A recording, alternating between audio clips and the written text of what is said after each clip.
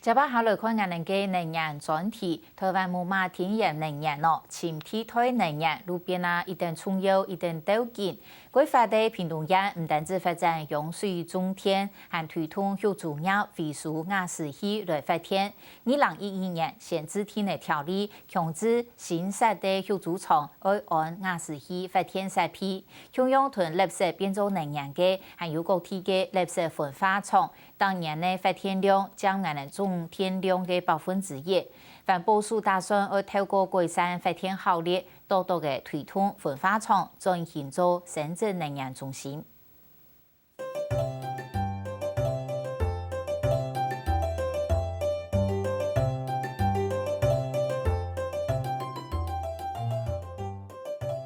也下看到的药草面积有7名球场按太阳用草当年处理到6万只猪的野饲料，包含发天留起炖起来一条有6分体的设备，未来总开会用猪的野饲料来发天，系全国规模前太嘅。喺屏东联络有的为3万只猪的野薯片，有猪场打整嘅天料至少就要35万元。2011年起始配合屏东县政府推广用猪的野饲料再生瓦斯气来发电，是为5000万投资设备，完工过后也下用来发电技术30千瓦，打整嘅省嘅到天料钱6万人元。未来技术会扩大到195千瓦，按算打整嘅发电量会超过4000磅，差不多7家用嘅。我相信有时候一个产业也不是只有兼顾到你这个回收的问题。你今天你从事养猪，你不投入这个，你可能养猪你会面临很多的抗争。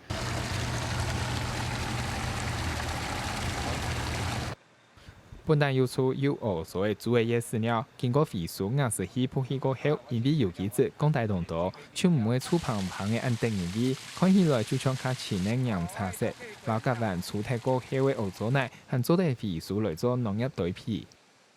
最主要利益就是从环保的立场哈，其实我们不仅解决了一个污水的排放的一个改善污水的水质，另外有一个很大的利益就是把那个甲烷把它处理掉的时候，其实对这个温室气体效应是有帮助的哈。屏东县境内有147万只安度的猪的，因生大量的饲料当中包含甲烷、碳、硫也条有机质，危害河坝有氧化同温室气体排放。未来的降大对河坝同空气污染，县政府对2011年代推动有组业者加安瓦斯气发电设施，透过发氧用技术除出甲烷做发电燃料。限电条例强制新设的有组厂应该要按瓦斯气废塑发电设施。时间拉长的时候，事实上投资这个东西它是可以回收的啦，或许要5年、10年，可是相对的，我们有一些成本我们都没有计算，我们环保的成本、环境改善的成本，那些效益其实无形中这个都是一个经济效益出来啊。包含薯片也下屏东县有4间有组业者按瓦斯气废塑设备，总共处理42900只猪的野饲料，当年废塑的瓦斯气超过128万吨，发电量至少有83万磅，拉供应342户家庭1年的用电。虽然规模唔大，不过等天见来见贵，还是对猪农棚强营运成本有帮助。不过也下屏东县有组业有93家，有毛5000只。同下多就要结合8万元的投资，还个推天买瓦斯气的添加1磅增量的人，扣提人力设备成本废塑动漫，许多业者唔敢再营运。是不是可以把沼气发电的这个东西，也是比照太阳能的电价来收购的话，农民应该是会非常的愿意来配合，因为利润绝对会有利润跑出来。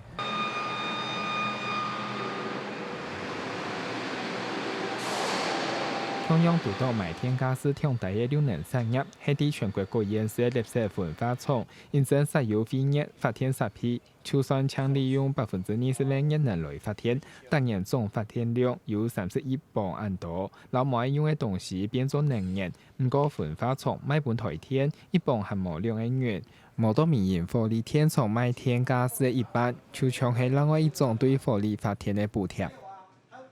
最主要的原因啦，最主要原因是焚化厂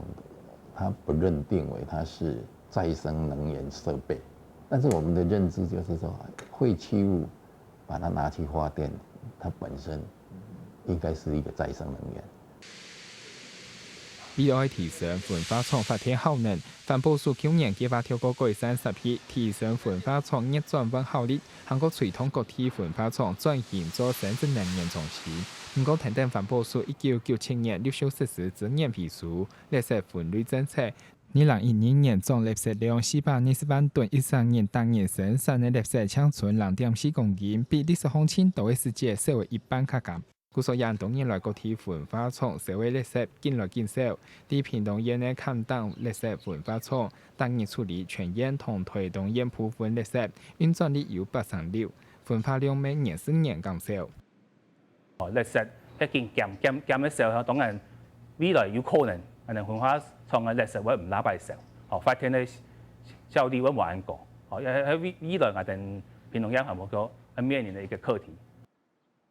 學者每正年談談垃圾降量，一度都飛去焚化廠已經開始少陽埋廠垃圾，無超基礎連電累料。未來發展生殖發電，有條焚化廠驚怕會冇東西好燒嘅。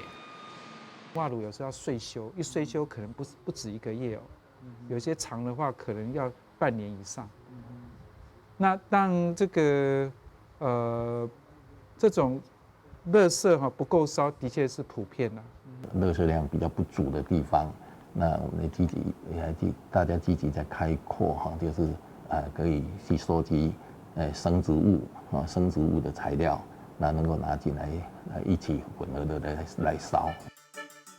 環保署表示，未來各地焚化廠轉型生殖發電，會考慮到天氣、能源需求、韓國垃圾量同生殖燃料有那麼，認真推辦自家無能源。就算焚化廠將規嘅發電比例搶1%，提高發電效能還係天錯愛做嘅。不過學者咪提醒，也下台天買焚化廠一天一磅無到2億元，挺大嘅。用嘅改善賣電政策來鼓勵強烈綠能，民間將被行下上愛來做綠能。